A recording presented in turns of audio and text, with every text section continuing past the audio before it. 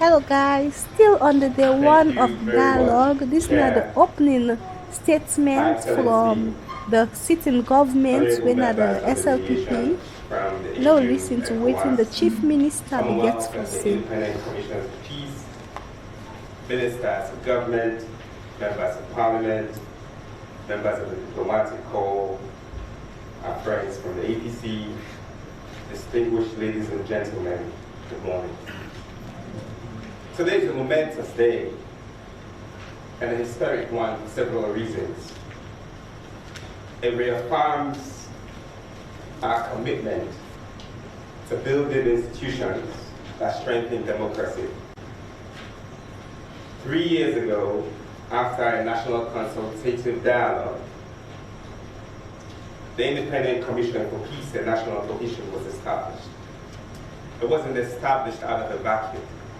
It was a recommendation from the Truth and Reconciliation Commission that they are able to organize and bring together international and national parties together in a very fraught state is a good testament to the people of this country. Congratulations. We thank them for their leadership and for all the roles they've been able to play to get us here. So why are we here as a government? We're here because of our commitment and understanding that when there is a mediated dialogue, we're able to go past our differences. We're here because of our hopes and our aspirations for national and collective movement forward. And as such, we expect that at the end of this mediated dialogue, we will see and expect the full participation of our friends in the All People's Congress in government. In a very low trust environment, not just in Sierra Leone, but across the world, and we see the growing violence in Asia, the Middle East, in Europe, in Africa, in ECOWAS, it is important that we restate our commitments to ensure effective state delivery. And that does not just mean elected officials. It means people who were not elected. It means people who never ran for elections. It means our collective and entire country. This is why our government has been pursuing a number of critical and absolutely necessary national reforms, which we believe our country requires to be counted and to occupy its rightful place among community of nations. Evidently, we were just invited to the Security Council and will continue to represent not just Sierra Leone and Africa, but the entire world in making sure that we can stand for peace and national cohesion. Over the last couple of years, our government has repealed the seditious libel law. We've removed the death penalty.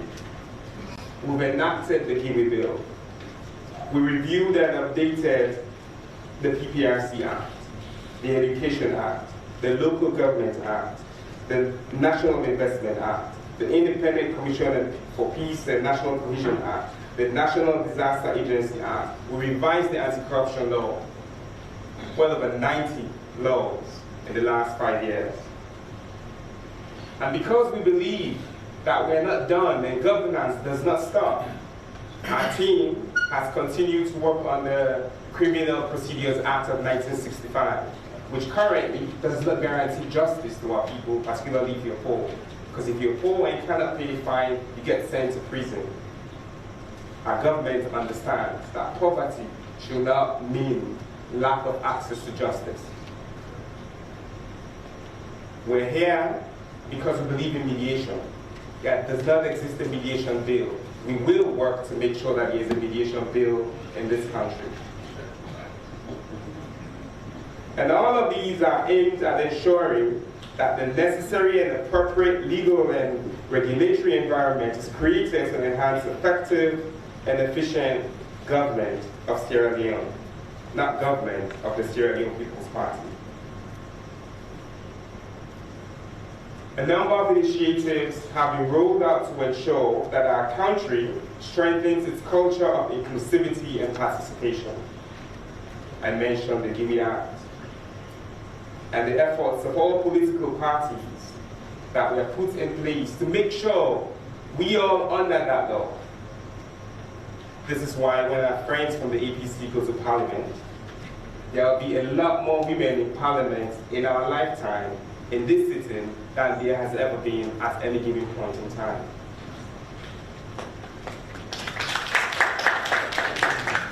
Youth empowerment has ensured that Sierra Leone remains an example across the world.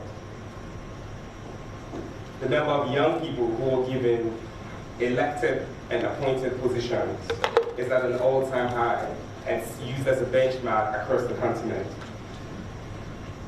Political participation, where in the last government, in the last election, there were 17 fully functional political parties operating in the country of about 7 to 8 million people. CSOs are actively encouraged and have statutory positions in many strategic national institutions. There's no new commission that has been established over the last couple of years that does not actively include the participation of CSOs. The media is free and independent, with over 80 community radios and about the same number of print media. As His Excellency has said, there is absolutely no journalist in prison today for practicing journalism. These are progress that we as a people can be proud of. We believe in effective governance, and Sierra Leone has continued to work assiduously to improve our country's global indices. Evidently, we passed the MCC scorecard for 5 straight years. We didn't pass MCC scorecard for MCC, we passed it for our people. Because when the corruption index goes from 49 to 84, it is not MCC or the US government who benefits. It is perceptions that reflect our people's thought of corruption.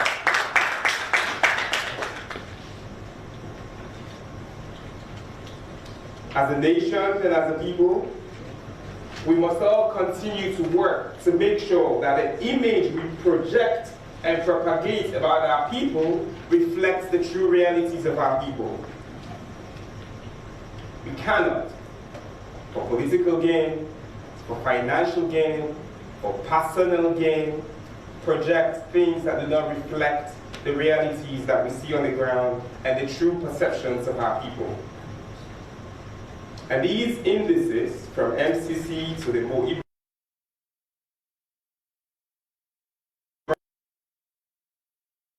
from what some of our friends continue to speak when they're given the podium. We believe that we must strengthen state institutions, most importantly. I spoke about the Independent Commission for Peace and National Cohesion, which came out of the Truth and Reconciliation Commission. In the last 5 years, we have implemented all possible recommendations of the Truth and Reconciliation Commission that does not require constitutional change. We've established institutions that make Sierra Leone an example to the world. For national disaster response, in our fight for COVID, our leadership role on the APRN, our leadership role on the C10, continue to be examples that countries across the world turn to. The government of His Excellency, President Brigadier Retired Dr. Julius Maada Bio, is one that believes in the intrinsic values of inclusivity and participation as critical ingredients for a peaceful, united, stable, and cohesive Sierra Leone.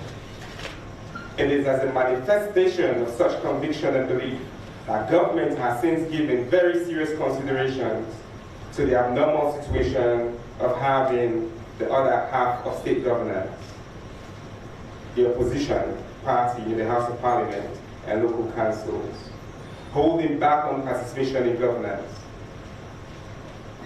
the government truly and genuinely believes that democracy and democratization cannot proceed without an active, credible, and responsible opposition from which we can all benefit from constructive engagements, such as profiling alternative policy proposals where they exist, or joining us to progress laws where we don't disagree.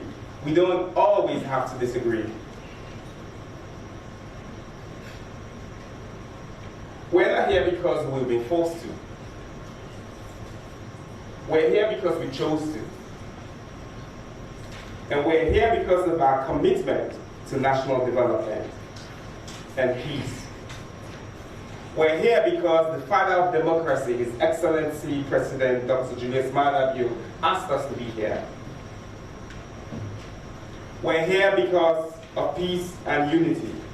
That will be a total mobilization of our human, financial, and other non-material resources for the development and transformation of our country, so that truly and genuinely Sierra Leone can be part of the countries that accelerates towards the SDGs, as we share our policies of leaving no one behind. This is really what Paupa Salon for Better means, by the way. And we believe that, because Paupa Salon most better. This is embedded in our shared belief, and this is something that the government of President Bio is committed to supporting and promoting. The government is committed to ensuring that agencies that promote inclusivity, participation, unity, and national cohesion, such as the Peace Commission, other agencies of the government, CSOs, development partners, all have a safe space and are given the support to function in a meaningful and productive manner at all times. It is this manifestation of government's firm conviction that governance should be inclusive and participatory that will remain open and supportive of every initiative that will ensure that this current impasse that has caused challenges in governance post the June 24th multi-tier elections are addressed in a manner that takes cognizance of our national constitution and national laws. The government is convinced that there could be several ways in which, together with counterparts in the opposition and as a nation, we can forge a progressive national partnership in governance, with each party playing according to its mandate, while at the same time ensuring that the national values of unity and peace efforts are made for continued cooperation and collaboration. Towards ensuring such cooperation and collaboration, the government of Sierra Leone will ensure that opportunities are created for continued work on critical national governance priorities going forward. The President, in his address to the House of Parliament on 3rd August 2023, directed the establishment of the National Electoral Review Committee. The government insists that this committee will be inclusive and broad-based, as His Excellency assured us on that day. And when called on, I hope that our friends in the opposition will fully participate. That won't be enough. This is why we're inviting the opposition to take responsibility, join governance, such that the things that have lasted for 20+ years, including the constitutional review, can be completed for the progress of our country. Boycotting reforms that strengthen our democracy is not progressive.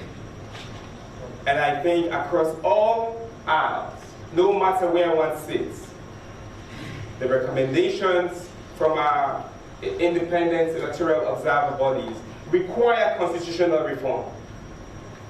The recommendations of the Truth and Reconciliation require constitutional reform. When we had a constitution in 1991, we were moving from a one-party state to a multi-party state. And since then, we've had 2 coups and 4 elections. It is time to strengthen our democratic state institutions. And sitting back is not what we should be doing at this point in time. This is why I want to appeal to all of us for good reasoning. I want us to be open and sincere, and I want us to look forward towards the positive outcomes. And I appreciate that we all have said things that will make the other person turn away. And where we have, we're sorry. And I hope that other parties, other members who come to this can also take responsibilities for things that they may have said to get us where we have arrived at. Being reflective is not a position of weakness, but rather that it's a commitment that we are making to move forward. And allow me to end on a note of hope, and a reminder of what makes us a powerful people. It is not our differences that divide us, but it is in our diversity that we get united. Dr. Samura Kamara's wife is my auntie, not a distant blood auntie, a very close auntie by blood from Pujang. I mention this to say that it is our diversity in thought that must unite us, because he's an uncle. Our religious tolerance, as demonstrated by our daily prayers that our children have in school every day. They have Christian prayer and Muslim prayer. Every program, we have Christian prayer and Muslim program. At a time when we see so much diversion in the world, it's what we should celebrate. We're known to love strangers more. We're people of resilience. And in spite of our one-party states that we had in the past, our multiple coups, our national health and environmental disasters, we have united and marched forward. That is who Sierra Leoneans are. Ladies and gentlemen, our friends and family members, we're great people, and forward shall we continue to march. Before I go, and I shall not speak on behalf of the ECSL, disaggregated results exist in all of our hands. That's what the RFOs are. That's what we signed up for as a party. Everybody had representatives at polling stations. Everybody signed RF forms. Those are disaggregated results. They exist in our hands. Like I said, I will not speak for ECSL, but I'll speak for us that we're satisfied with the disaggregated results that we have. And I'm sure that the other parties who were there have their own disaggregated results. It is important that the words that we use for our members out in the public, or rather, the things that the members use do not shape our leadership roles. We're leaders. We're leaders, and it is important that we lead. And I don't say this because as an aspersion. I say this to reaffirm our commitment as leaders. We believe that in spite of our own understandings, varying understandings and perceptions of the reality, we will converge and be united at the end of this dialogue for this land that we love. Finally, we're a country of laws defined by the Constitution and all of the laws that have come out of the Parliament of our country, law and order. And I want to urge all of us that during these debates, during these dialogues, we must never, never, ever speak outside of the laws of the country. Thank you so much for watching. Please stay tuned for more.